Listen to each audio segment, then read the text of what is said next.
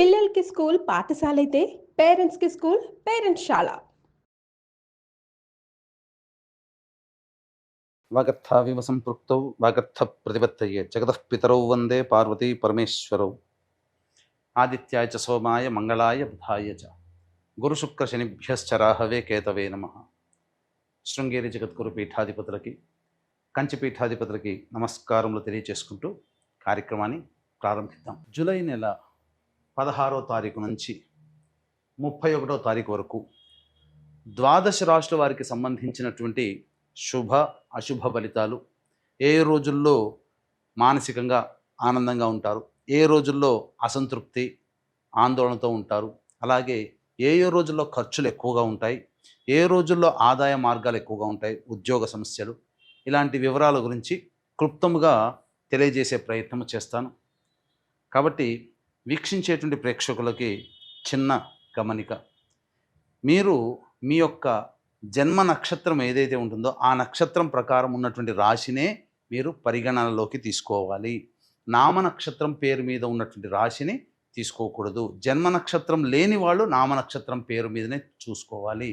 పైగా చాలామంది sun zodiac sign అంటే ఈ మంత్ నుంచి ఈ మంత్ మధ్యలో పుట్టినటువంటి వాళ్ళు ఒక రాశికి చెందుతారని చెప్పి సూర్యమాన సిద్ధాంతం ప్రకారం ఉంటుంది. అది ఈ చెప్పబోయేటువంటి ఫలితాలకి అది ఏమాత్రం కూడా సరిపోదు. అది విషయాన్ని గమనించుకొని చూసుకోవాలి.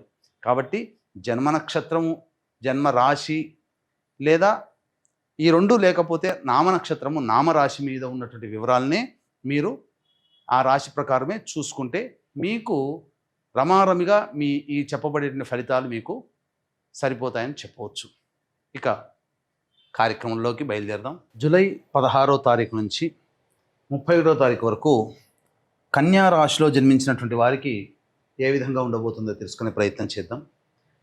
ఈ కన్యా రాశిలో జన్మించినటువంటి వారికి శుక్రగ్రహ సంచార ప్రభావం అనుకూలంగా లేని కారణం చేత మంత్ వరకు కూడా శుక్రగ్రహ ప్రభావం వల్ల అనవసరమైనటువంటి ఖర్చులు అధికంగా చేయాల్సినటువంటి పరిస్థితి వస్తుంది.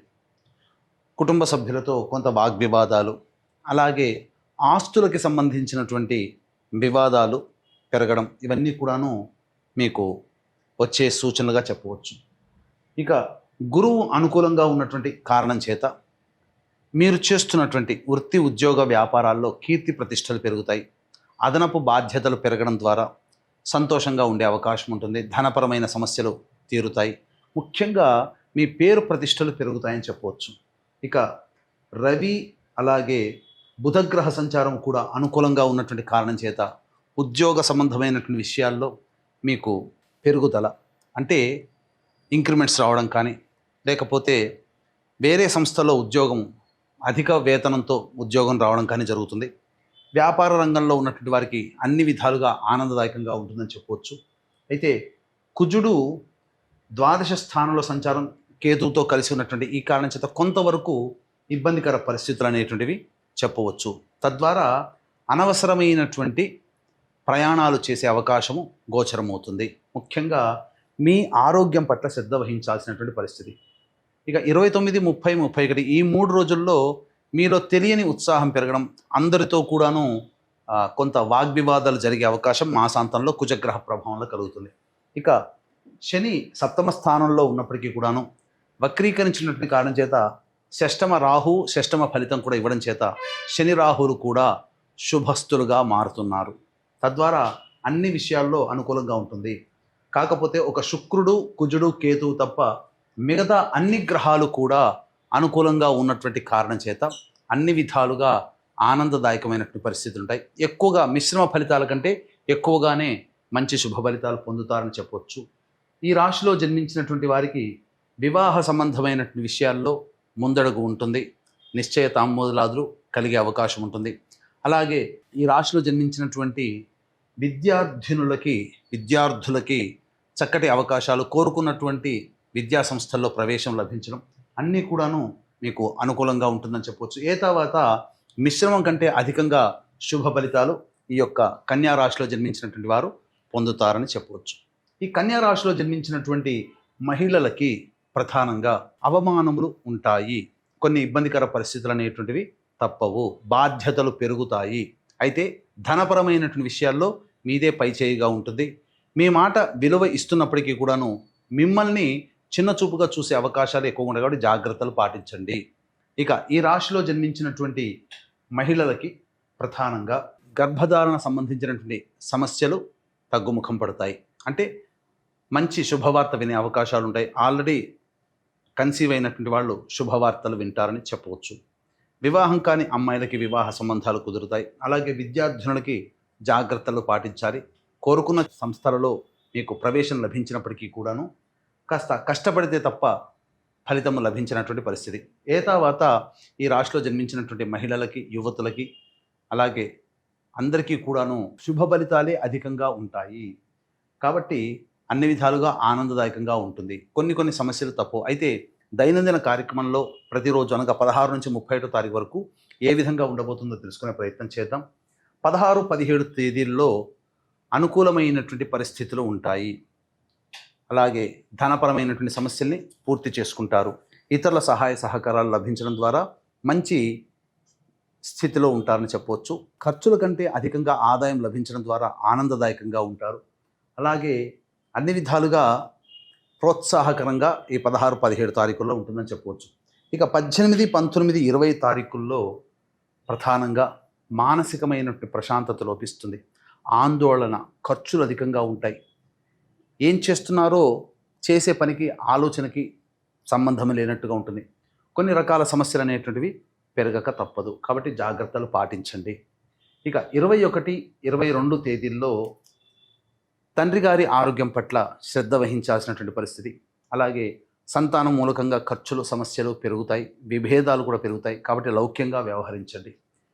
ఇక వీక్షించేటువంటి ప్రేక్షకులకి విశ్వేశ్వరుని యొక్క ఆజ్ఞ మేర కాశీ క్షేత్రంలో జూలై 24వ తేదీన అమావాస్య, పునరుసు నక్షత్రము, గురువారం కలిసి వచ్చినటువంటి ఈ రోజున గతించిన వారి ఆత్మతృప్తి కోసం బ్రాహ్మణుని కర్తగా పెట్టి పిండ ప్రదాన కార్యక్రమం చేయించడం జరుగుతుంది.